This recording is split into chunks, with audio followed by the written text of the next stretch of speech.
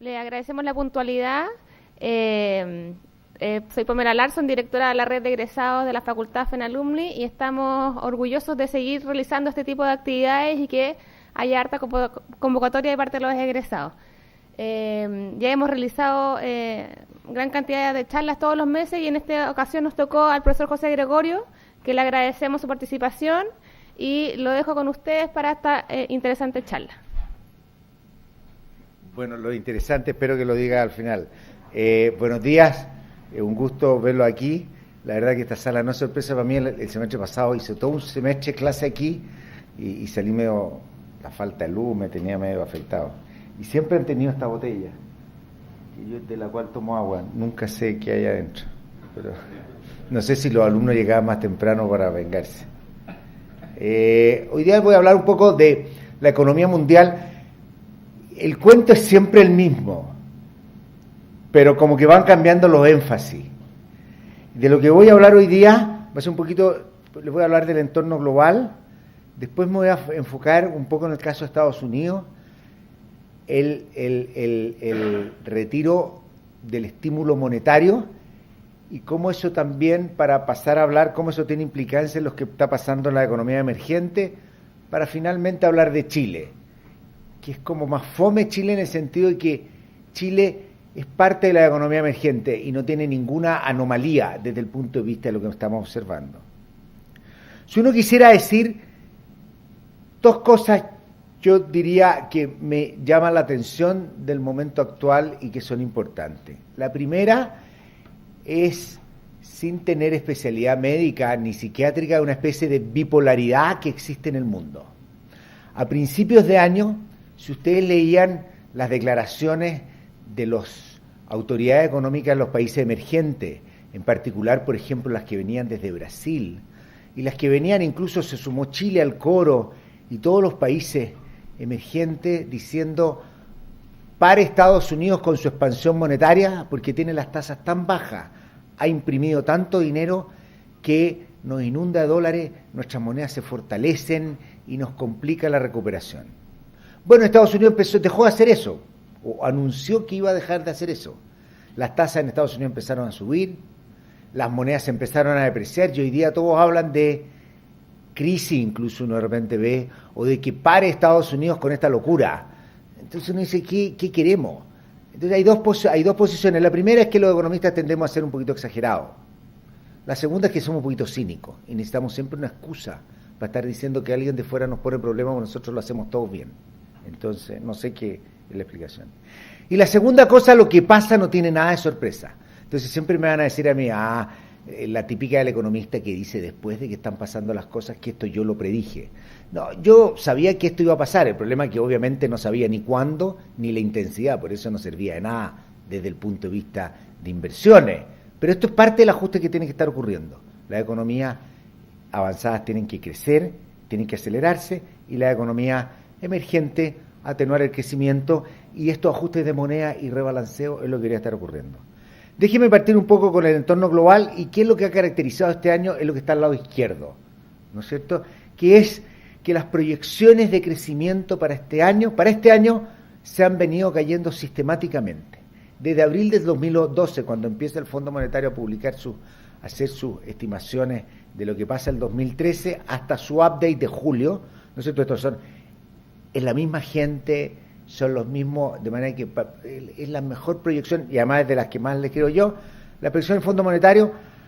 El crecimiento mundial ha bajado de 4% a niveles cercanos al 3%, le voy a mostrar después más los números, ha bajado a niveles algo por encima de 3, 3,1, 3,2, ¿no es cierto? El crecimiento, la economía avanzada ha estado cayendo, y nosotros vemos que en todas las proyecciones de crecimiento desde la barra de abril del 2012 y después viene trimestralmente con los updates y todo lo que son todas las presentaciones que hace el Fondo Monetario. Esto, hasta la última que hizo ahora en julio, en todo el mundo está cayendo. Nosotros vemos cómo cae China, cómo cae Brasil, cómo cae Latinoamérica, aproximadamente caídas de un punto.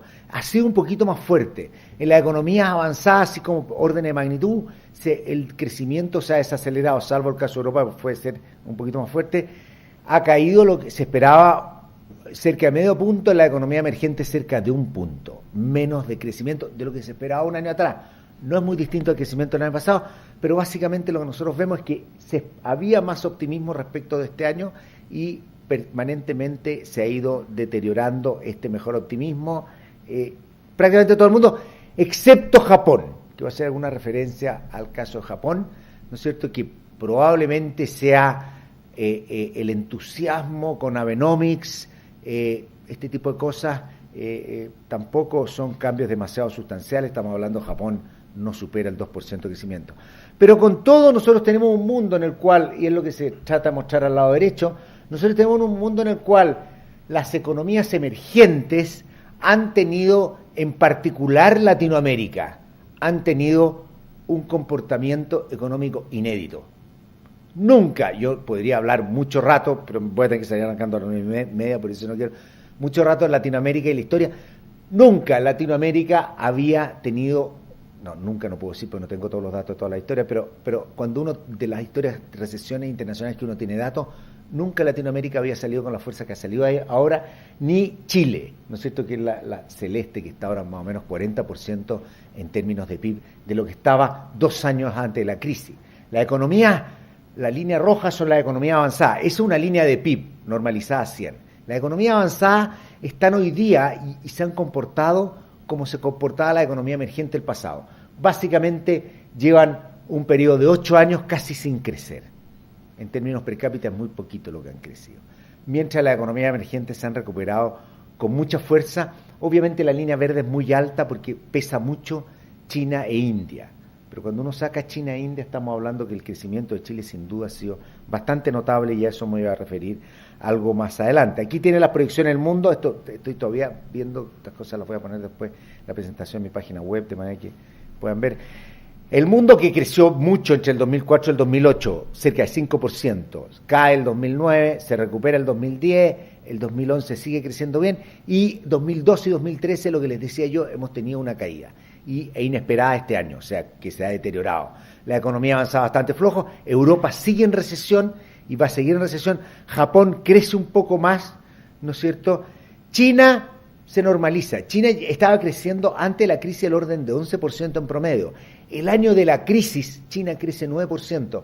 Para tener orden de magnitud, si el mundo cae 0,6 el año de la crisis, China es más o menos el 10% del mundo. Si China se hubiera estancado, como todos los países, hubiera sido 0, estamos quitándole casi 1 punto de crecimiento a la economía mundial. La economía mundial hubiera caído 1,6 el año 2009 si no es por China. O sea, para China la crisis no existió, el 2010 siguió, pero obviamente una economía que tiene sus propios problemas y lo que ha estado es desacelerándose de tasas de 10% a tasas más cercanas a 7%.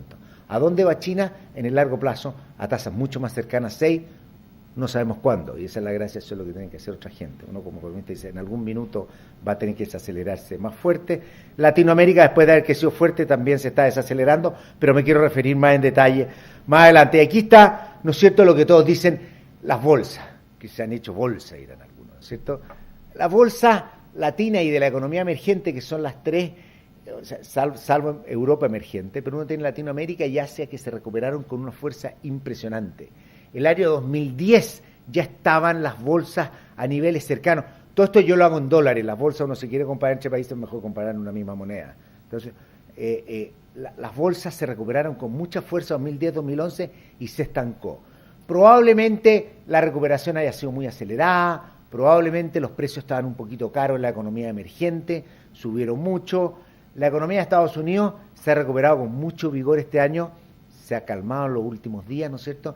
Y lo que hemos tenido nosotros este año es muy mal rendimiento en las bolsas en América Latina y en la economía emergente, parte de esto anticipando una desaceleración. El gran problema que tenemos los economistas, y que yo creo que el mundo financiero también es complicado decir, es de cuánto de esta desaceleración es producto de malas perspectivas o cuánto de esta desaceleración es normalización de precios porque han subido mucho antes, ¿no es cierto? Y eso es lo que cada uno ve y ve los precios. Europa sigue débil, Japón se ha recuperado con mucha fuerza desde fines del año pasado, que es la línea que estaba más abajo. Después de haber caído, Japón se ha recuperado y, como les voy a mencionar unos minutos más, algunos detalles, puede tener algo que ver con Abenomics.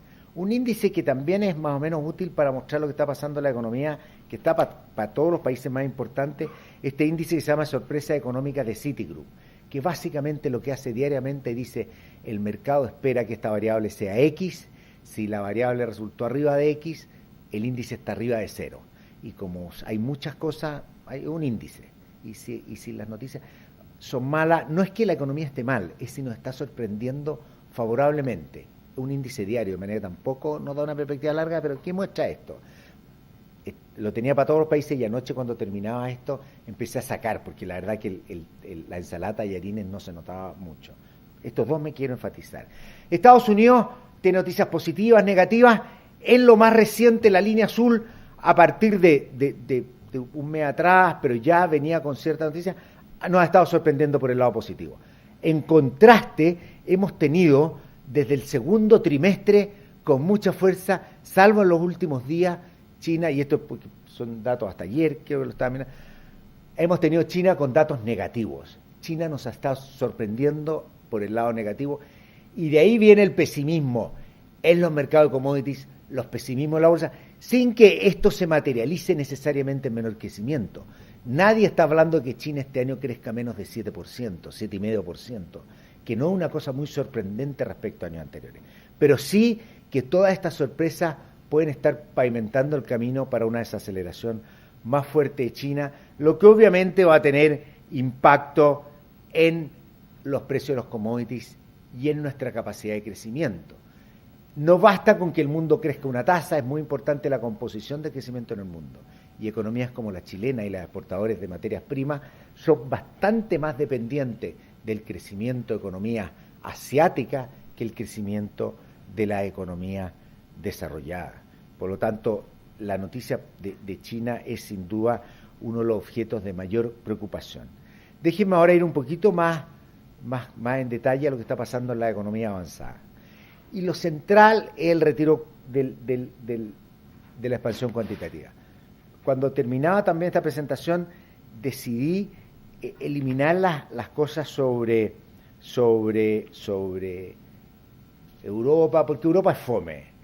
Europa es fome en el sentido que no crece, está en recesión, va a estar los próximos 2 o 3 años mal, tienen que hacer reformas. Hay cierto optimismo que después de las elecciones Merkel, con un poquito más de fuerza, puede ayudar al resto de Europa. Hoy día tiene que ser muy alemana, nacionalista, porque están todos molestos con tener que ir a salvar.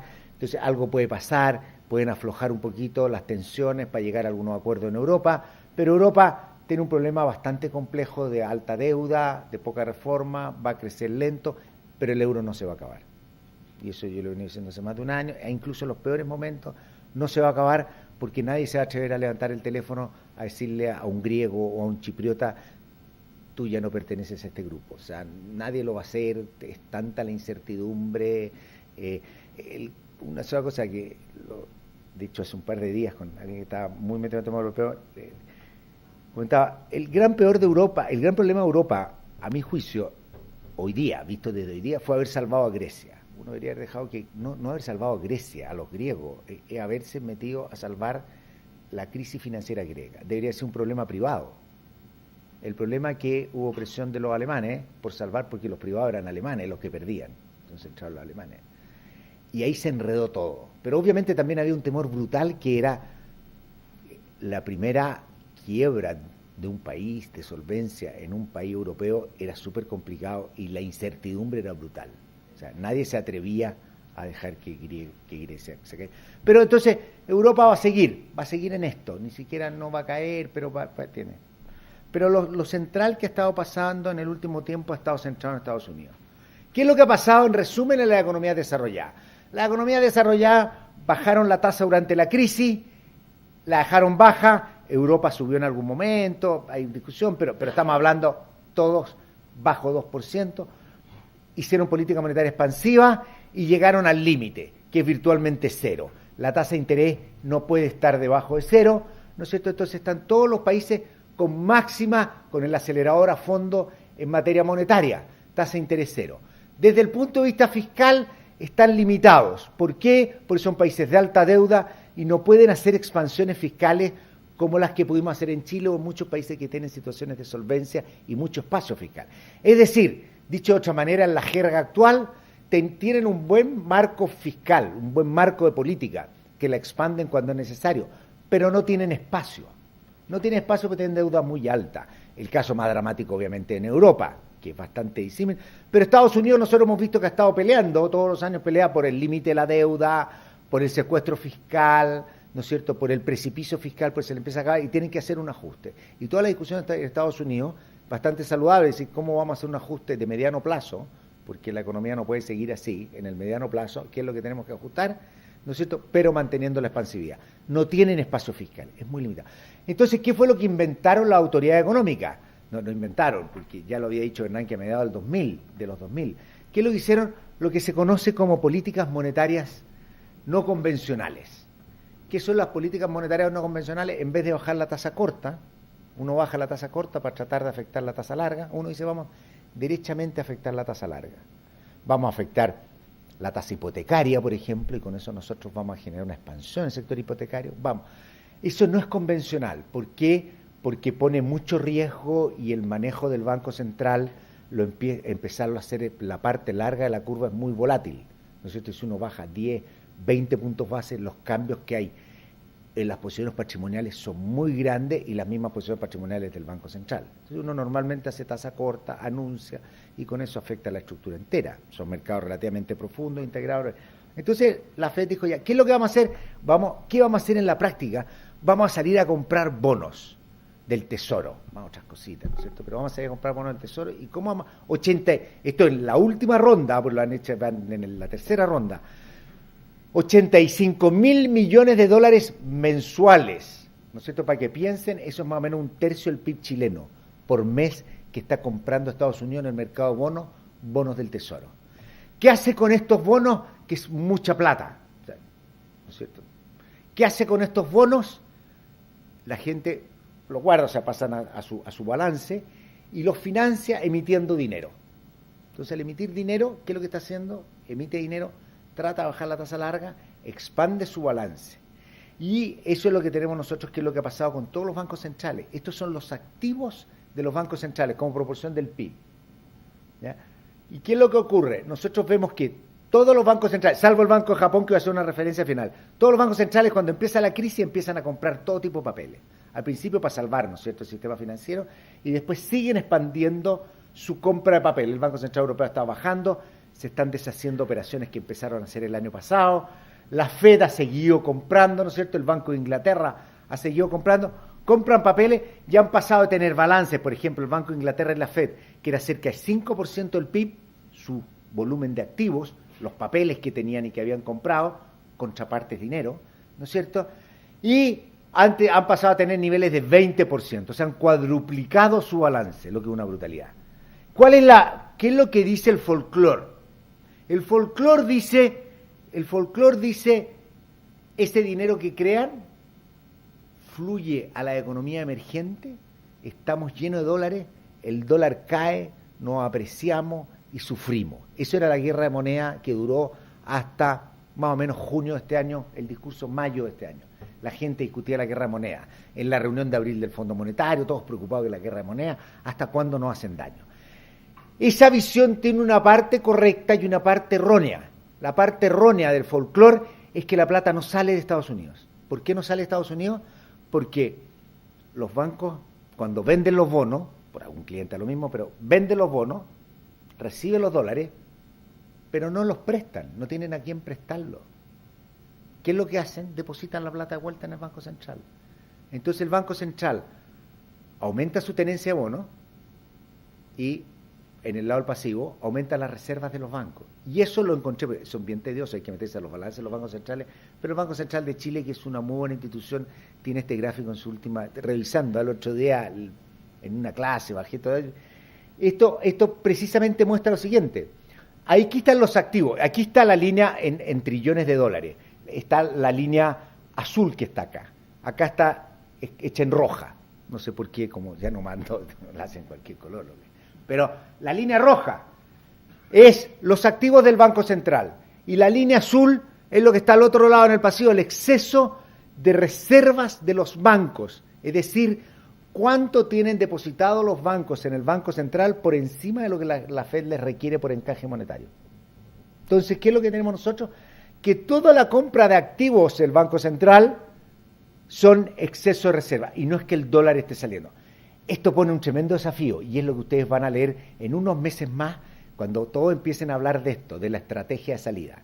¿Cómo sale el Banco Central? Porque esa reserva los bancos la pueden tomar y pueden sacarla, si son excesos. Entonces la pregunta es cómo la Fed tiene que absorber eso si la economía está creciendo con la inflación. Lo que sí, por lo tanto, esta plata no sale, pero eso no significa que la Fed no está logrando su objetivo, y esto es bien discutible cuánto es, ¿no es cierto? ¿Y cuál es el objetivo de la Fed? Está logrando bajar las tasas largas en Estados Unidos. Las tasas largas las han mantenido bajas o las han logrado bajar con esta expansión cuantitativa, y esa baja de tasa ha significado que el dólar se ha depreciado, esto hasta hace 2-3 meses atrás, ¿no es cierto? Que el dólar se depreciaba, y era la manera de ajustarse y la manera que Estados Unidos tenía de salir adelante, y eso es lo que estaba pasando. Y de hecho, ¿qué es lo que ha pasado en lo más reciente? La economía americana uno decía estadounidense, porque todos somos americanos, siempre tenemos ese gran problema. La economía de los Estados Unidos ha estado creciendo a tasas cercanas al 2%, hacia finales del año pasado hubo un pequeño transitorio de menor crecimiento, pero el crecimiento ha estado cercano al 2%. Estados Unidos está creciendo a tasas cercanas al 2%, poco menos se espera que sea unos 7%, tomando en cuenta que el gobierno está generando menos crecimiento, la estimación de consenso más o menos que es 1,5 puntos. Es decir, el gobierno está haciendo un ajuste fiscal, producto de que tenían que hacer un ajuste y los compromisos que tenían el Parlamento y la falta de acuerdo para hacer más expansión fiscal. El fisco le quita 1,5 de crecimiento y Estados Unidos, a pesar de eso, crece unos 7. O sea, sin el fiscal cliff, Estados Unidos estaría creciendo cerca de 2,5-3%.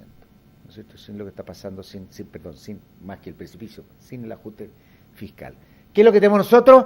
Tenemos que la economía, a pesar de eso, crece, sector privado dinámico, ha estado cayendo la tasa de desempleo más rápido de lo que algunos creían, 7,4%. La Fed dijo cuando la tasa llegue a 6,5%, recién ahí nosotros vamos a empezar a retirar, podemos empezar a volver a subir tasas. O sea, ahí nosotros, todavía queda mucho tiempo, el empleo ha crecido en la línea roja. ¿Qué otra cosa ha sido importante en Estados Unidos? Y esto es central en la recuperación de Estados Unidos, el sector privado se ha desendeudado. La lámina del lado derecho, la parte del lado derecho, es deuda sobre el ingreso disponible, que llegó a ser 130%, ¿no es cierto?, la deuda sobre ingreso disponible, y ha caído a niveles de 100, similares a niveles que había a principios de la década. O sea, siempre hay una de la década de los 2000, siempre hay una discusión de cuánto debería ser, pero hemos tenido un ajuste de aproximadamente 30 puntos.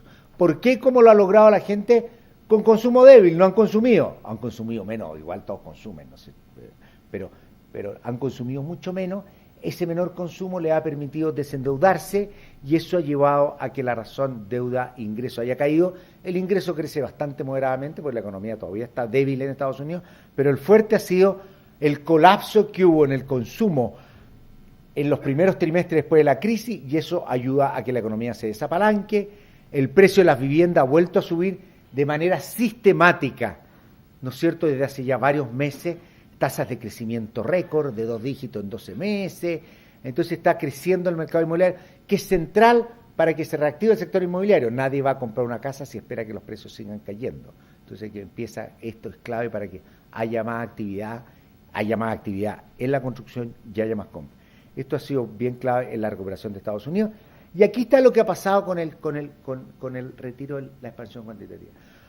Como la Fed estuvo, y que vea la línea roja, la Fed estuvo comprando bonos del Tesoro de $85.000 millones al mes, mantuvo deprimidas las tasas, ¿no es cierto?, llegaron hasta niveles de 1,5 y menos, ¿no es cierto?, pero la tasa de un bono del Tesoro a 10 años, 1,5%. Eso era reactivador.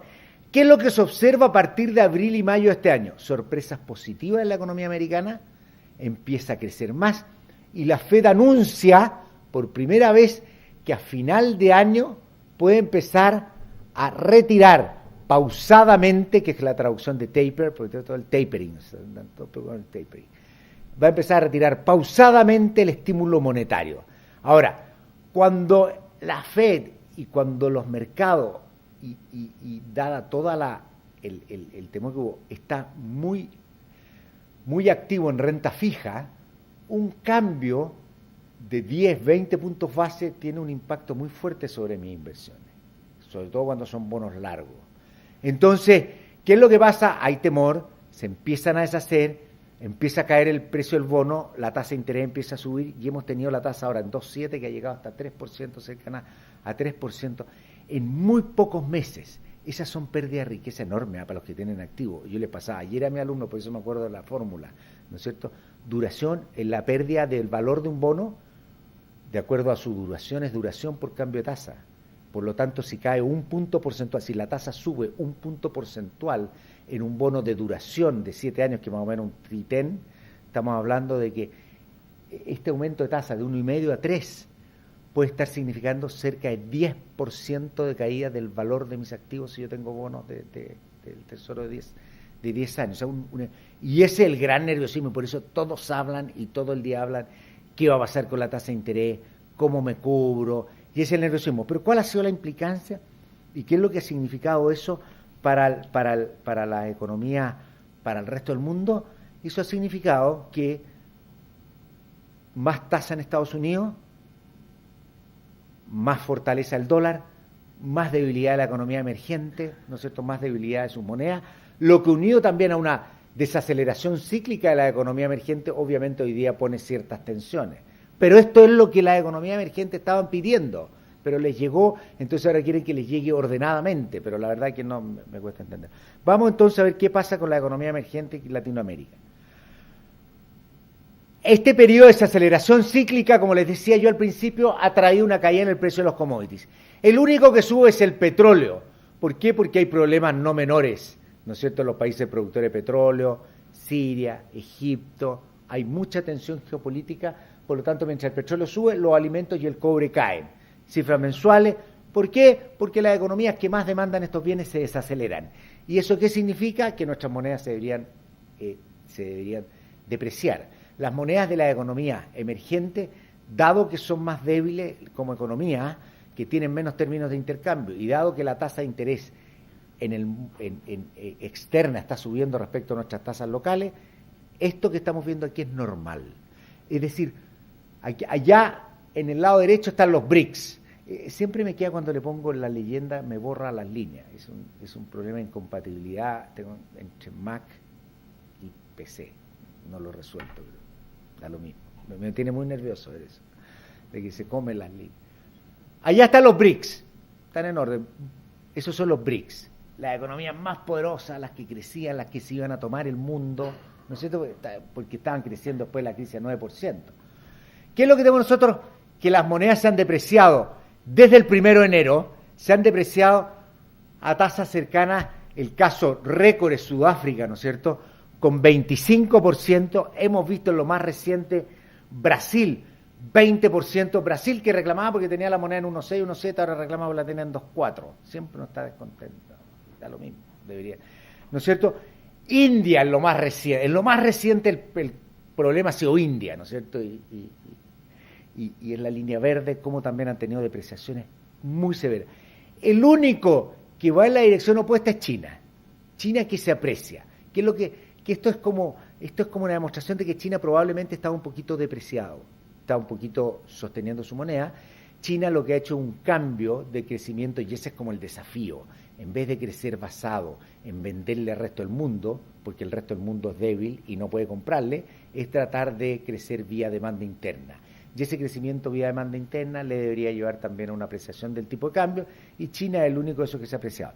Si vamos nosotros a los mercados emergentes, países conocidos, no sé si vamos al segundo tier, y también vamos a países de Latinoamérica, Chile, Colombia, Perú, tengo Indonesia, Malasia, Turquía, el eje es un poco menor, no ha sido tan severo porque termina en 115 y no en 125, pero hemos tenido también una aceleración muy rápida en la apreciación de la moneda. Estamos hablando 15%, tasas de 10% en un periodo de 6 meses, es bastante significativo en términos de debilidad de la moneda, de ganancia de competitividad y de lo que debería estar ocurriendo en el ajuste. Además, esto que está pasando hoy día es absolutamente no solo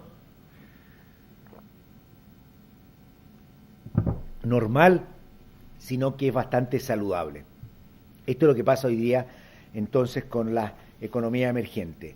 Y aquí está el caso de China, como les mencionaba, sus exportaciones, que son las cifras al lado derecho, esas son las exportaciones hacia distintas regiones, están cayendo, la economía se estabiliza entre 7 y 8% el crecimiento, pero nosotros tenemos un crecimiento que está y va a estar menos basado en el crecimiento, que va a estar menos basado en el crecimiento de la demanda externa, y por eso nosotros estamos observando que su demostración que está cayendo. Siempre cuando mis alumnos llegan tarde yo le hago alguna broma, pero veo allá un señor que llegó medio tarde y no le voy a decir nada.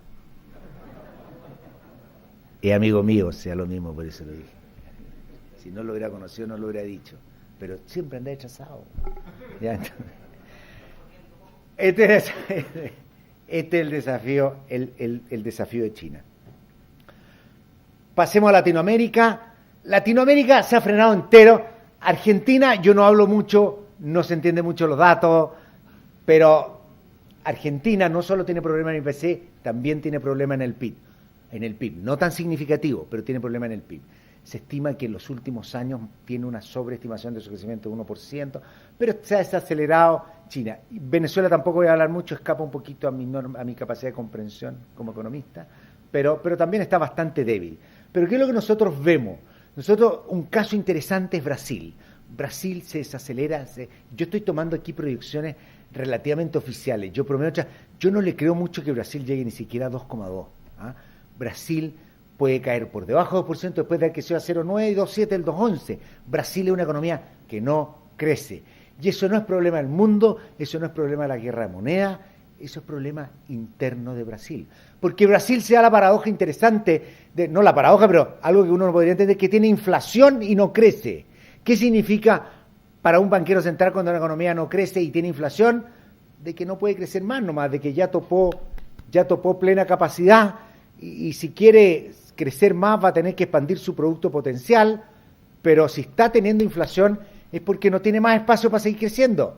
Y eso es lo que está pasando, ¿no es cierto?, con el caso de Brasil. Chile se ha desacelerado, 4,5 la estimación del Banco Central, no la voy a cambiar, las cifras más recientes indican que probablemente estemos más cerca de 4 que de 4,5 este año. Próximo año la cifra de consenso es 4, probablemente esté en una semana más el Banco Central va a anunciar, así que tampoco voy a decir lo que debiera anunciar, porque igual no me harían caso, pero puede andar por ahí, y la economía va en un sendero de desaceleración. No me extrañaría que el próximo año incluso pudiera crecer menos de 4. Colombia se ha desacelerado después de la crisis, México se espera que haya una recuperación más rápida, Perú también se desacelera. Esto es normal, las economías crecieron mucho, después de una recesión. Esto tiene dos fases, la economía cuando tiene una recesión tiene dos espacios para crecer. Primero, que hay capacidad ociosa, y segundo, que la capacidad crece. Cuando la economía llena esa capacidad ociosa, la única manera de crecer es que la capacidad se expanda, y esa parte es un poco más compleja, y por eso las economías empiezan a tocar techo, se empiezan a desacelerar, empiezan a encontrar sus problemas estructurales, y por eso nada alarmante, pero en estos momentos con menos términos de intercambio y con menor crecimiento es donde se pueden empezar a notar fragilidad en alguna economía. En particular, las economías más dependientes de los términos de intercambio para su crecimiento. ¿Cuáles son, a mi juicio, los casos de Venezuela y Argentina, que su situación fiscal se ha beneficiado muchísimo y la han llevado al extremo en materia fiscal con la ganancia de términos de intercambio? Esto no es un invento mío, hay estudios que han tratado de sensibilizar las cuentas fiscales de los países a los términos de intercambio, y sin duda el caso de China es el caso de Venezuela, Argentina, dentro de América Latina es de los casos más débiles. Las tasas de política monetaria están bajas, Brasil está subiendo y va a seguir subiendo. ¿Y por qué va a seguir subiendo? Porque tiene inflación y porque tienen miedo que su moneda se les siga depreciando. Ahora, ¿cuál es el temor de ellos? Que se les deprecie mucho. ¿Y qué es lo que van a hacer? Lo van a combinar con desacumulación de reservas. Van a subir tasas, van a seguir interviniendo para que no se les escape el real. Ojalá lo hagan, y crecientemente se están acercando a un esquema como lo hizo Brasil hace muchos años y como también lo ha hecho Chile, que es más mecánico, tratar de ganar el mercado. Ellos tienen suficientes reservas como para hacer un programa relativamente masivo, pero tienen espacio y necesidad de seguir subiendo tasas para frenar la inflación y la escalada del tipo de cambio. El resto de la economía, si algo, las tasas van a bajar. ¿Por qué? Porque la situación desde el punto de vista inflacionario permite que, si la desaceleración continúa, se puedan bajar las tasas. El espacio fiscal no es tan amplio que había como antes, simplemente las políticas fiscales, por diversas razones, no se han devuelto a su posición precrisis. Por lo tanto, el espacio fiscal se ha reducido y obviamente la política monetaria puede actuar con bastante más fuerza y rapidez. Hablemos un poquito de Chile, brevemente, porque a mí me gusta partir con esta historia de crecimiento de Chile, así para resumir. Esto es desde el año 70, datos de crecimiento de Chile, y pongo el numerito además por si alguien tiene duda. Y la línea roja, que está graficada en el eje derecho, el precio real del cobre. Precio real del cobre, centavo de dólar del 2012 por libra. Chile fluctúa con los términos de intercambio. Lo que a mí me gusta enfatizar es que Chile, ya, a pesar de la importancia del cobre, Chile ya no depende tanto del cobre como dependió en el pasado. Si uno mira la historia en el pasado, tenemos por razones económicas y por razones internas, tenemos, ¿no es cierto?, a mediados de los 70, a principios de los 80, grandes recesiones en escenarios internacionales adversos. Teníamos crecimientos también relativamente acelerados cuando el cobre se recuperaba. No quiero hacer una razón exactamente igual. Pero la pregunta central que siempre nos hacemos es: ¿qué pasa si el cobre cae? ¿Cuánto puede caer? No podemos saber, pero claramente no puede caer a niveles de $1 porque los costos de producir cobre son mucho más altos hoy día. Las leyes son más bajas, si no hubiera una caída fuerte de la energía, el cobre... Pero si los márgenes del cobre caen, ¿qué es lo que nos esperaríamos nosotros? No va a venir una recesión. Y a mí siempre me gusta recordar lo que pasó en Chile aquí, en esta parte, entre el año 2000 y 2002. Entre el año 2000 y 2002, si ustedes recuerdan, los menores no tienen necesidad de recordar, no se van a acordar, pero si ustedes recuerdan, Chile tenía precios del cobre que llegaron hasta 70 centavos de dólar la libra. La economía venía saliendo de la crisis asiática y la economía no colapsó. Si ustedes toman el crecimiento de los años 2000, 2001 y 2002, el crecimiento es algo por encima de 3%, con el peor trienio del cobre desde la Gran Depresión. Si nosotros hemos tenido el peor precio del cobre, hemos tenido una década en la que hemos tenido el peor y el mejor precio del cobre, casi histórico. Y no tuvimos ni un colapso ni una super expansión. ¿Por qué? Porque la manera de manejar la política económica en Chile, por sobre todo el tipo de cambio flexible, una regla fiscal y una política fiscal que no depende del precio del cobre, y una política monetaria orientada hacia la estabilidad, es lo que ha permitido esto. ¿Y qué es lo que pasa? Nosotros no tuvimos recesión, crecimos al 3% con el peor precio del cobre de la historia. Hay razones que agregan y restan, no quiero... Pero después vino el mejor precio del cobre de la historia. No de la historia, aquí depende uno, esto es un trienio. Yo me acuerdo bien de este trienio, porque era ministro de Minería. No era responsable del precio del cobre. Tenía que lidiar con el precio del cobre y me lo pasaba, ¿no es cierto?, hablando con mineros y los cargos Yenami y todo, porque era un problema el precio del cobre. Después llegamos y hemos tenido los precios más altos del cobre, al menos claramente en esta muestra. Y la economía chilena no explotó. Había gente que me decía, no voy a decir quién es, porque hay gente que me decía, ¿por qué la economía chilena no crece más si el precio del cobre es tan alto? Yo decía, porque por suerte no va a caer tanto si el precio del cobre es tan bajo. Y la economía chilena creció los 4 años antes de la crisis, antes de la caída, antes de la crisis. 2004, 2005, 2006, 2007, son los 4 años pre-crisis, ¿no es cierto? Obviamente ahí hay 2 gobiernos, porque si hubiera habido un gobierno, el presidente o presidenta de esa época saldría diciendo, soy el campeón, porque a todos nos gusta competir así. Yo nunca hago cosas por gobierno, porque el ciclo es como un poquito distinto. Pero crecimos al 6%. La gente se olvida que Chile creció pre-crisis, 4 años promedio 6%. Vino la crisis con una tremenda caída del precio del cobre y la peor crisis desde la Gran Depresión, promedio 2%, 2008-2009, caía el 2009. Y después estamos con un crecimiento cercano a 5,5% promedio, con términos de intercambio muy altos. Obviamente la comparación de los términos de intercambio se enreda porque los costos han subido, pero con el precio del cobre también en niveles récord. Y esto es lo que nosotros hemos tenido, lo que está pasando en la economía. La economía cae, se recupera, se recupera impulsada muy fuerte por la demanda que va por arriba del PIB. Y por eso tenemos ¿no es cierto? Nosotros tenemos muchas importaciones, que la parte de aquí, tenemos mucha fuerza del consumo, mucha fuerza de la inversión. La inversión llega a crecer a tasas desde el año 2009, hasta hace pocos trimestres atrás, crece a tasas de 2 dígitos, tasas de 15%, ¿no es cierto?, crecimiento de la inversión. Obviamente eso no es sostenible, no es sostenible, ¿no? Esto es independiente, que es lo que uno haga, no es sostenible que sea 15%, 10% de inversión por un periodo de 10 años. No hay mucha evidencia de eso, salvo que forcemos, ¿no es cierto? Pero no ocurre eso y la economía se comienza a desacelerar, la demanda en el último dato, la demanda y el PIB están creciendo a tasas similares, algo por debajo de 5%, por lo tanto la economía se ha estado normalizando de una manera saludable, ¿no es cierto?, que permite espacio para hacer política en caso que sea necesario. En lo más reciente el IMASEC, todos dicen aquí va a bajar tasa el Banco Central, salió un IMASEC bueno, puede que espere, y ahí está. Las 2 líneas rojas es por el terremoto, pues si uno pone el terremoto, esto se cae por acá y después, 12 meses después salta, ¿sí? Por eso yo el terremoto no es que lo ignore, pero lo pongo en rojo nomás, ¿sí? Pero la actividad está bordeando nuevamente los 4%, un mes que otro un poquito mejor, un poquito peor. Desde el punto de vista inflacionario, la inflación, que es la línea roja, estamos todavía por debajo del 3%, hay espacio, la inflación sin alimentos en torno a 1%, sin alimentos y energía, la inflación subyacente, o sea, la economía está en condiciones extremadamente sólidas, las remuneraciones han crecido en forma pareja.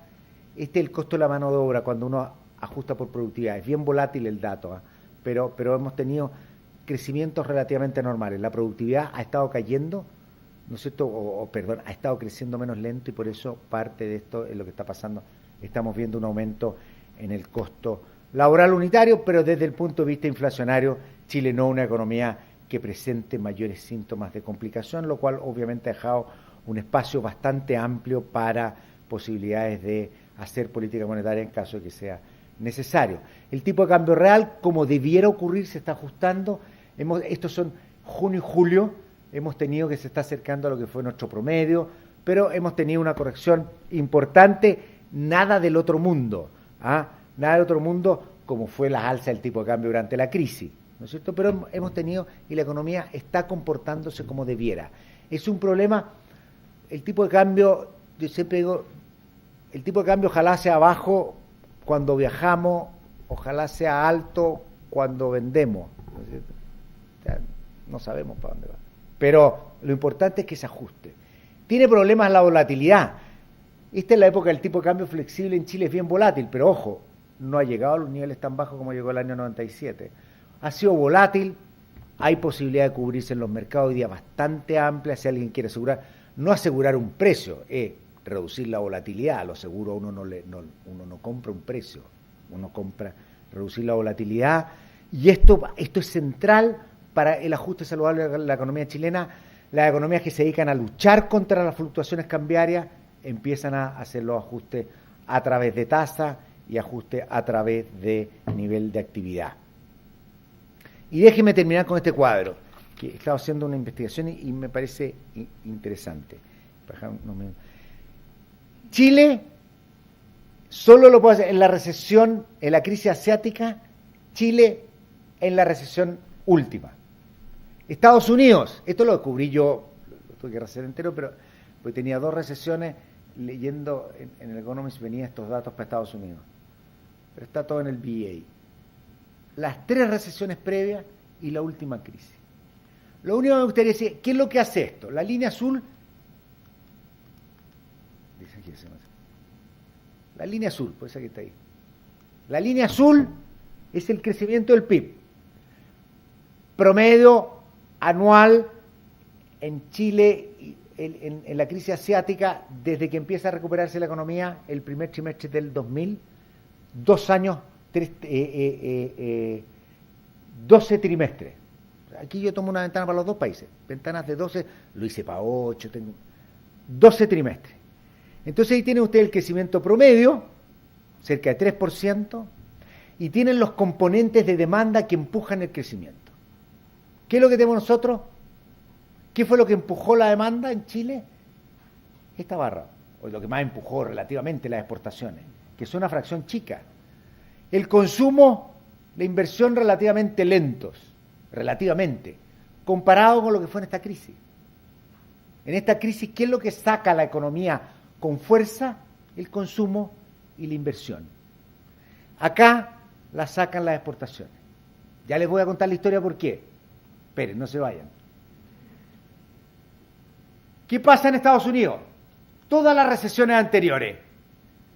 Consumo la saca con fuerza, la inversión, política fiscal son bastante más activistas, es lo que saca a Estados Unidos las recesiones. Crece menos. Ahora tenemos una recesión en la que sale más lento, crea menos empleo. ¿Y qué es lo que lo empuja? Sigue con el consumo. Estados Unidos es una economía un poquito más estable, no tiene esto. Pero lo que está saliendo adelante también son las exportaciones. Han tenido un mucho mayor componente de exportaciones. No tengo nada contra las exportaciones, por el contrario, pero ha sido mucho más un componente de exportaciones. ¿No es cierto? Que mucho más. O sea, esto se parece a Chile de acá y esto se parece a Chile de acá. ¿Cuál es la diferencia? Que Estados Unidos en esta crisis no ha tenido demanda interna porque, tal como hablamos antes, no tiene espacio de política. No puede bajar tasa, no puede expandir más el fisco, no puede más allá de lo necesario.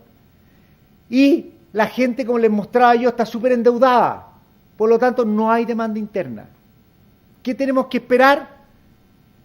Que las exportaciones de aplicaciones en los celulares, que la verdad ha sido súper importante en Estados Unidos, no empiece a tirar. Que el tipo de cambio se deprecia y se demora con lentitud, no se crea tanto empleo con rapidez como cuando empieza a crecer la construcción. Este dato es súper interesante, el dato de inversión en Estados Unidos, porque el grueso de la inversión, lo que pasa es que no es comparable con Chile, así que no lo puse, no tenemos, o sea, el grueso de la inversión es inversión residencial en Estados Unidos. Es un boom de construcción lo que saca a Estados Unidos de las recesiones, de manera muy importante. Ahora, la inversión ha estado cayendo. ¿No es cierto? ¿Qué pasó en Chile acá? La política monetaria fue moderadamente expansiva, no hubo una política fiscal, hubo una política fiscal moderadamente expansiva, ¿y qué fue lo que nos sacó? La depreciación del tipo de cambio, con lentitud y con muy poca creación de empleo. Yo recuerdo que el gran pregunta que hacían cuando iba al Banco Central al Senado, a principios de los 2000, era ¿por qué la recuperación es sin empleo? Entonces uno tenía que inventar algo para salir del paso. Y cuando uno lo dice en palabras difíciles, de manera que el que pregunta suena como ignorante y uno no entiende nada. Pero esto era las características de la salida, la velocidad y la composición. ¿Por qué con el mismo mercado laboral, que no ha cambiado significativamente, hemos tenido un gran aumento del empleo durante la crisis actual? Porque lo que lo tiró fueron los componentes que absorben empleo. ¿Por qué? Porque la tasa de interés estaba en el suelo, porque hubo expansión fiscal y la gente no estaba endeudada y empieza a crecer, se ajusta y después se empieza a crecer. Crece el consumo, crece la inversión. Discutíamos a principio de año, porque también acá son un poquito bipolares, si había burbuja en las casas, porque hay muchas casas y estamos construyendo mucho, y eso tira el empleo. Y eso es lo que hace crecer el empleo muy rápido a Chile desde la salida de la crisis, y ahora no hemos normalizado. O sea, es la importancia del ciclo. Y por eso yo creo que ahora se nos está normalizando, salimos con bastante efectividad del ciclo, y hoy día obviamente la economía chilena ya está entrando en una fase propia del ciclo que nos va a tener con algo menos de crecimiento. Desafíos para el caso de Chile en materia económica, muchos. No es el momento de hacer propaganda, menos propaganda política. Sí hay una cosa que desde el punto de vista de la actividad es súper importante para el crecimiento de la productividad, y que me gustaría terminar enfatizando para el crecimiento de la productividad y para nuestro crecimiento potencial, que son los temas energéticos. No me extrañaría que en unos años más la energía, desde el punto de vista económico, para contabilizarla, es como la productividad. O sea, con más energía disponible, barata, es lo mismo que ser más productivo. Es decir, con la misma cantidad de capital y trabajo, uno puede hacer mejor las cosas. Y ese es el desafío que tenemos en este ámbito. Tengo algunos minutos y podemos dejar para preguntas. Muchas gracias.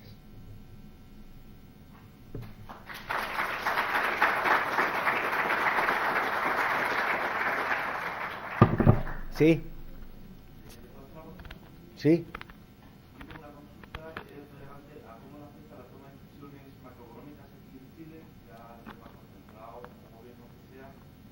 la data o la información que tiene. ¿En qué sentido? Por ejemplo, el IPC estamos viendo que los últimos 2 años casi no aumenta. Y podemos decir que las casas son más caras, el combustible es más caro, la vivienda, todo es más caro. Pero el IPC como información está siendo mantenido. Y por otro lado tenemos también la parte del Producto Interior per cápita. Se supone que sigue teniendo Chile la misma población, no es lo mismo tener 16 millones que 20 millones de habitantes para repetir ese per cápita. Entonces, ¿cómo le afecta esta data que se maneja en Chile a las decisiones macro? No, fundamental. A ver, bien, en breve, lo que hace el Banco Central de Chile es mirar los datos para fijar la tasa. Y los datos que mira, dado que un Banco Central que tiene meta de inflación, lo que el banco mira es las perspectivas inflacionarias a 2 años. Si las perspectivas inflacionarias son que la inflación va a desviarse la meta hacia arriba, uno empieza a subir la tasa, si hacia abajo uno baja la tasa. Es así de simple. Ahora, tu pregunta va un poco más allá y dice, por ejemplo, ¿qué pasa si todo es más caro y el IPC no sube? Quiere decir que no todo es más caro. O sea, lo que tú estás cuando ves el caso de las casas, por ejemplo, el precio de las casas no entra en IPC, entra el costo de vivienda. Hay una gran discusión cómo se mide, pero obviamente cuesta más vivir, pero no cuesta proporcionalmente el precio de la casa, cuesta la fracción de mayor renta y lo que uno debería imputar desde el punto de vista del costo de la vida es renta. Y lo que se arrienda no sube porque hay plusvalía, la casa sube, por lo tanto el costo, no es obvio que el costo de la vivienda y de vivir de la vida está subiendo. Hay una gran discusión metodológica, lo más complejo, el tema que pasó con el vestuario, se está corrigiendo, pero mi visión es que no había nada, hay discusiones metodológicas, sobre todo porque el vestuario tiene un problema serio de cambio de temporada, pero nada que uno diga que hay cosas demasiado significativas de cambio en la visión inflacionaria. ¿Sí? ¿Cómo está la bolsa chilena de la concierto internacional? Todas malas. Las emergentes, todas malas. Las emergentes, todas malas, sobre todo cuando uno las mira en dólares, porque sus monedas están flojas y con su moneda debilitándose están flojas. La pregunta, la duda que yo tengo sobre la bolsa, y nunca la contesto, a pesar de que hablo de esto y me preguntan, pero no. Ahí está la bolsa, el promedio. América Latina se recuperó, llegó casi a su pic del 2007, aquí, de acuerdo a este gráfico, a principios del 2011, cuando empieza a caerse el mundo, cuando nos damos cuenta de que salir de una crisis, o los mercados se dan cuenta de salir de una crisis, no es seguir ese ritmo para siempre. Entonces aquí es donde viene la explicación doble. Y es una cosa que siempre le pregunto a los analistas de mercado, ¿está cara o no la bolsa todavía? Porque si a mí me dice una economía está creciendo y la bolsa está cayendo, yo digo esto es raro. Y la única explicación que tengo es de que la percepción de mercado es que todavía está un poquito cara y de que haya perspectivas no tan positivas, ¿no es cierto?, desde el punto de vista de utilidades. Esto está pasando en todo el mundo emergente. Uno encuentra de repente, no sé, hay fondos que se especializan en África, hay algunas bolsas buenas en algunas partes de Asia de repente. Pero uno ve aquí Asia emergente, estos son los índices MSCI, Asia emergente y Latinoamérica bastante débiles. Europa emergente se quedó bajo. La gran estrella bursátil este año fue el S&P, ¿no es cierto?, Estados Unidos que se ha mejorado. De nuevo, la pregunta hoy día todos dicen, llegó el momento, está muy cara. Bueno, esa es la gracia de la bolsa, ¿no? ¿Sí? ¿Cuál es su visión de año 2014 del empleo en Chile y sus efectos sobre la remuneración? ¿Debería mantenerse los niveles de bajo desempleo y el crecimiento de las remuneraciones que se ha visto en un par de años? El crecimiento de las remuneraciones, respecto al empleo, el empleo va a ser pausado, como es más normal, creación de empleos, entre 100 y 200.000 empleos. ¿Por qué? Porque ya estamos a niveles más cercanos al preempleo. Puede haber factores demográficos, que si hay más demanda, entra más gente a trabajar, pero no veo un mercado como estaba hace unos meses atrás, por ejemplo, el mercado brasilero. con tasas de empleo excesivamente bajas. Entonces está normal, vamos a seguir un ritmo en el cual el crecimiento del empleo no debería ser muy distinto al de la fuerza de trabajo. ¿Qué significa esto desde el punto de vista de presiones salariales? No deberíamos observar presiones salariales especiales. No obstante, hemos tenido también meses con menores sorpresas salariales de las que esperaríamos para el boom que tuvo el mercado del trabajo. Entonces en un mercado estrecho uno no puede descartar que haya ciertas presiones. El tema laboral es como muy complicado, sobre todo los timings del mercado laboral. Lo que hemos visto hasta ahora es que desde el punto de vista macro ha funcionado bastante bien, tanto en su recuperación como crecimiento saludable del empleo, pero no más allá de lo posible en promedio. ¿Sí? Yo creo que no se ha analizado la correlación que hay entre las pensiones y los créditos hipotecarios. Se puede deducir que las pensiones tienen, desde el punto de vista, digamos, del manejo de los fondos de pensiones, tienden a bajar. Y en cambio el costo hipotecario estabiliza.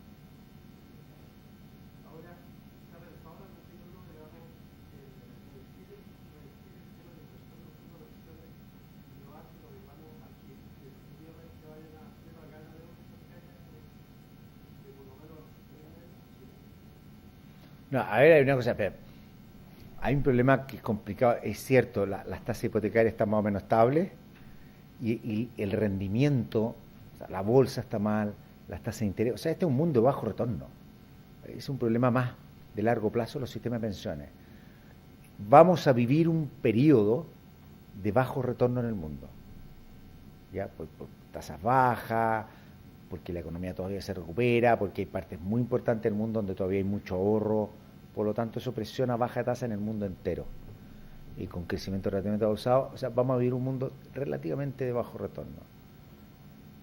Tasa hipotecaria. Ahora, esa es mi interpretación a la primera parte de la pregunta. La pregunta siguiente es decir, ¿se pueden usar los fondos de pensiones? No, si las personas pudieran usar su fondo de pensiones para prepagar la deuda hipotecaria, yo con mi ahorro lo haría, pero eso pierde la lógica del ahorro para las pensiones. El gran drama, no, podemos hablar largo de eso, pero además que no tengo una posición así como obvia, porque es bien complicado. El gran drama de los sistemas de pensiones es que es un ahorro para cuando uno está retirado. No es para aprovechar tal vez oportunidades cuando uno tiene 50 años y dice, oye, podría agarrar el fondo de pensiones, prepagar mi casa y quedar mejor porque quiero una casa que me da más retorno que simplemente vender Claro, pero ¿qué hago cuando esté jubilado? Entonces, es la gran discusión en los temas de pensiones es cómo evitar que se licúen.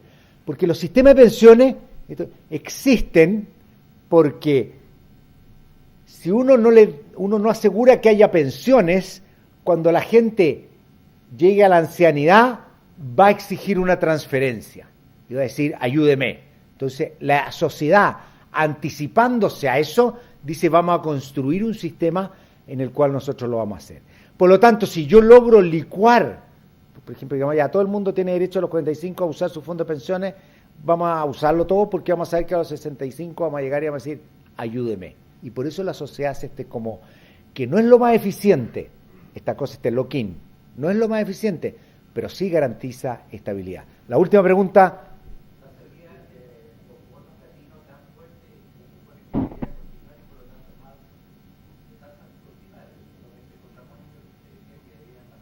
No, lo que va a pasar es que están saliendo capitales, yo eso nunca miro tanto porque los capitales están saliendo de Latinoamérica, porque las monedas se están debilitando y nadie se va a quedar si la moneda se va a seguir debilitando. ¿Qué es lo que uno está esperando? Eso va a presionar un poquito al alza el precio de los bonos, porque la gente está liquidando bonos, pero todavía las tasas en todos los lugares van a quedar relativamente bajas. Lo que vamos a observar nosotros y lo que estamos observando es una alza mucho más fuerte en las tasas afuera que caída que alza fuerte en las tasas internas. Algo va a haber y todas las tasas en el mundo se van a mover un poquito para arriba, pero con mucho más fuerza afuera que acá adentro.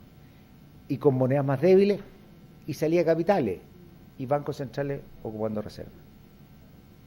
Así que ya había una mano, ya, para que terminen. las damas, pero no tiene nada sexista, pero que termine. Ella va a terminar.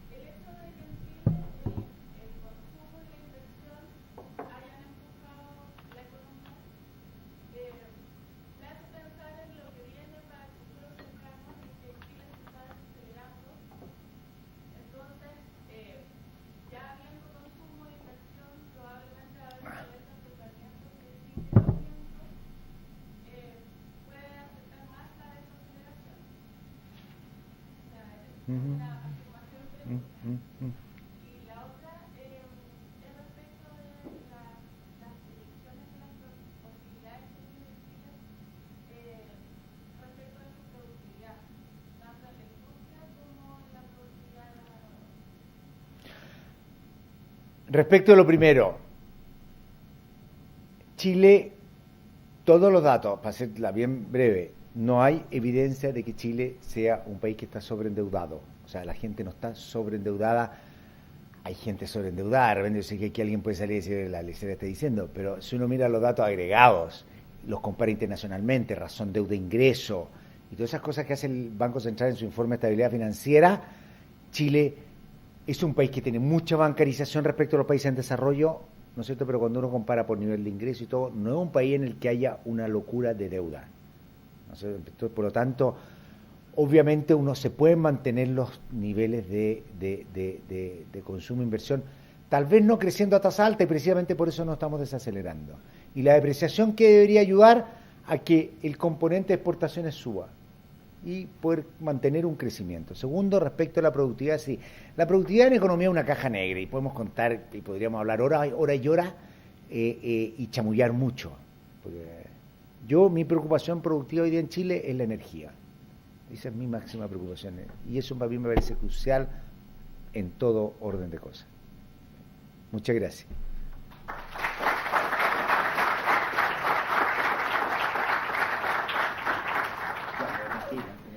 Muchas gracias a todos por asistir. A los que no alcanzaron el coffee, está en el foyer. A los que participaron en el sorteo de Santander, se va a realizar ahora el sorteo.